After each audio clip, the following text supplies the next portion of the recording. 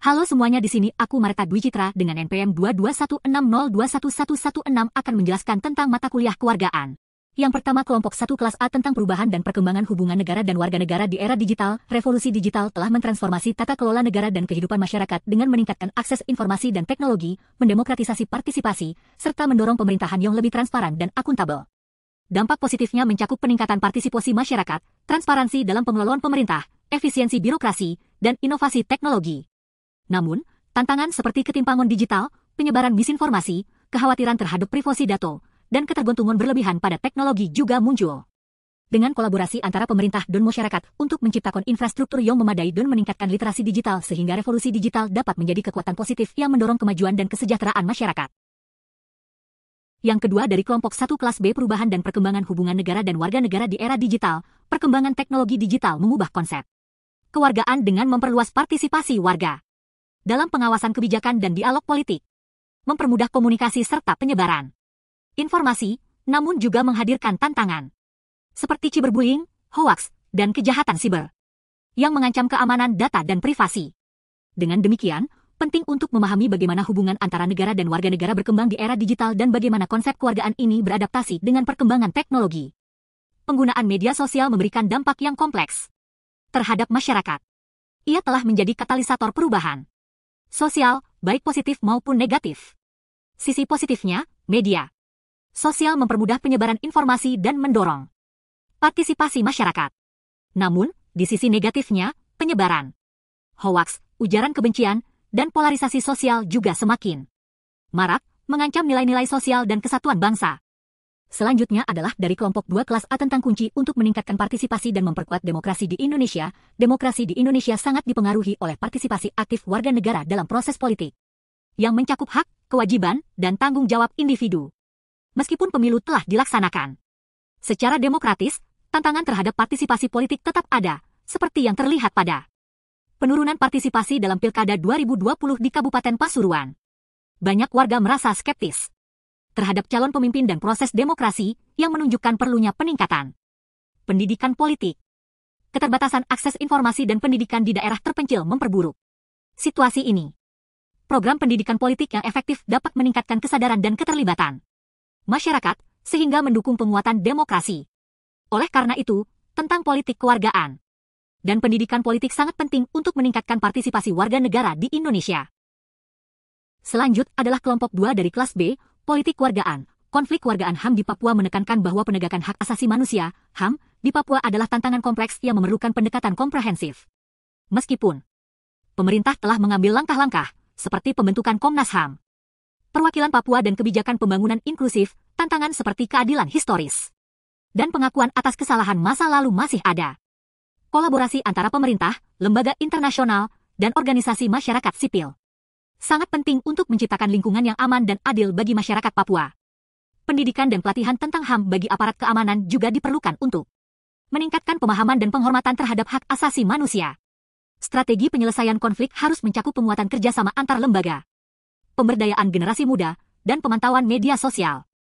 Dengan pendekatan terintegrasi, diharapkan konflik dapat diselesaikan secara damai dan perlindungan HAM dapat ditingkatkan, sehingga kesejahteraan masyarakat Papua dapat meningkat dan hubungan antara pemerintah dan masyarakat dapat diperbaiki. Selanjutnya dari kelompok 3 kelas A dengan tema peran kelompok non-politik dalam dinamika hukum.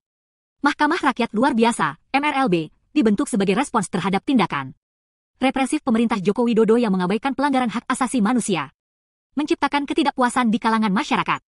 Dengan 9 tuntutan utama, yang mencakup penegakan hak, perlindungan pekerja, dan eksploitasi sumber daya alam. MRLB bertujuan untuk memberikan alternatif keadilan dan meningkatkan keamanan bagi warga negara dalam memperjuangkan hak-hak mereka.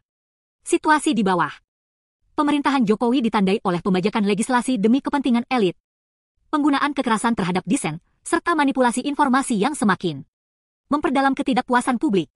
MRLB berfungsi sebagai suara bagi kelompok-kelompok terpinggirkan dan mengisi kekosongan dalam mekanisme hukum yang ada, terutama terkait dengan pelanggaran hak asasi manusia di Papua dan Kanjuruhan.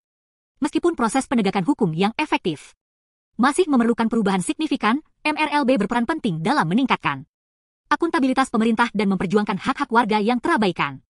Isu-isu seperti penyimpangan konstitusi, proyek pembangunan yang merugikan, dan korupsi dalam pendidikan semakin mengurangi kepercayaan publik terhadap institusi formal. Dalam konteks sejarah, MRLB memiliki peranan penting dalam mengadili pelanggaran hak asasi manusia pada masa Orde Baru dan mendorong proses demokratisasi. Saat ini, meskipun keputusan MRLB tidak mengikat secara hukum, keberadaannya menjadi katalisator untuk menegakkan keadilan dan transparansi di Indonesia.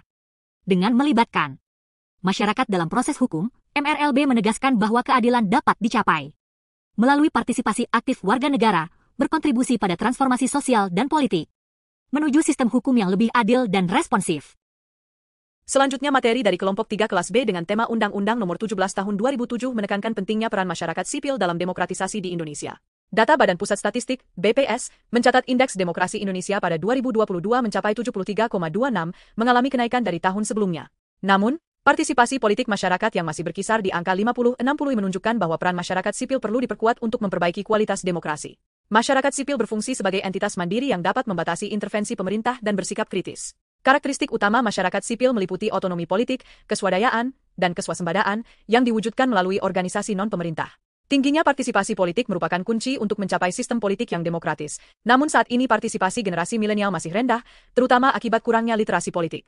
Aktivitas politik kelompok-kelompok non-politik di Indonesia telah menjadi fenomena yang menarik perhatian. Kelompok-kelompok ini meskipun tidak terdaftar sebagai partai politik formal, mereka memainkan peranan penting dalam pengaruh dinamika politik dan kebijakan publik. Kelompok non-politik, seperti organisasi masyarakat sipil dan LSM, memainkan peran yang sangat penting dalam pembentukan kebijakan publik dan dinamika politik di Indonesia. Mereka tidak hanya berfungsi sebagai pengawas pemerintah, tetapi juga sebagai suara bagi kelompok yang terpinggirkan.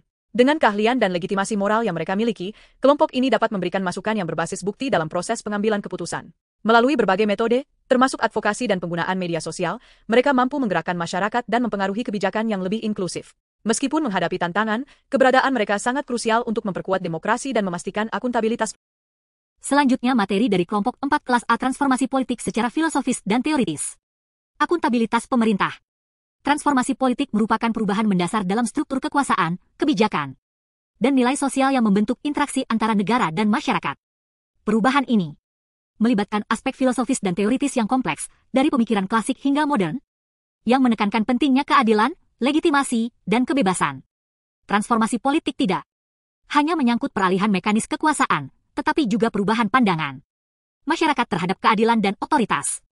Pandangan filosofis dari Plato, Aristoteles, Locke, Hobbes, Rousseau, dan Marx menawarkan wawasan tentang cara struktur politik ideal dapat beradaptasi untuk memenuhi kebutuhan masyarakat. Pada konteks modern, transformasi politik seringkali dipengaruhi oleh teori konflik dan strukturalisme yang menyoroti pentingnya perubahan struktural dalam mencapai tatanan sosial baru yang lebih adil. Transformasi ini juga dipengaruhi oleh faktor eksternal seperti globalisasi dan perkembangan teknologi yang mendorong perubahan lebih dinamis dalam sistem politik. Contoh nyata adalah reformasi 1998 di Indonesia yang mengubah sistem politik dari sentralistik menjadi lebih demokratis. Transformasi tersebut membuka ruang bagi partisipasi politik yang lebih besar, meski juga membawa tantangan berupa instabilitas awal dan fragmentasi politik. Kemajuan teknologi juga mempercepat proses transformasi dengan meningkatkan transparansi dan partisipasi, namun juga meningkatkan risiko penyebaran disinformasi dan serangan siber yang mengancam keamanan politik. Selanjutnya materi terakhir dari kelompok 4 kelas B dengan tema filosofi dan teori dalam perubahan politik di era modern. Perubahan politik di era modern adalah fenomena yang kompleks dan melibatkan berbagai faktor, termasuk sosial, ekonomi, dan teknologi. Dalam konteks ini, filosofi dan teori politik menjadi penting untuk memahami dinamika perubahan tersebut. Pemikiran dari filsuf-filsuf besar seperti Plato, Aristoteles, Rousseau, hingga Marx telah membentuk pandangan dasar tentang kekuasaan dan tanggung jawab sosial. Seiring kemajuan teknologi dan globalisasi, cara masyarakat berpartisipasi dalam politik dan berinteraksi dengan pemerintah juga mengalami perubahan signifikan yang membutuhkan analisis mendalam. Dari perspektif filosofis dan teoritis, filosofi dan teori politik berperan sebagai fondasi penting dalam memahami dinamika politik di era modern. Teori politik modern membantu kita mengatasi berbagai isu global dan memastikan bahwa kebijakan tetap relevan dengan kebutuhan zaman. Dalam praktiknya, filosofi politik juga menawarkan panduan etis yang penting untuk menjaga keseimbangan antara hak individu dan kepentingan umum sambil beradaptasi dengan pengaruh globalisasi dan digitalisasi yang semakin kuat, mendorong transparansi dan checks and balances dalam kebijakan publik agar lebih responsif terhadap aspirasi masyarakat, mengintegrasikan perspektif dari kelompok, minoritas dan gender, serta isu-isu lingkungan, guna menciptakan kebijakan yang lebih inklusif.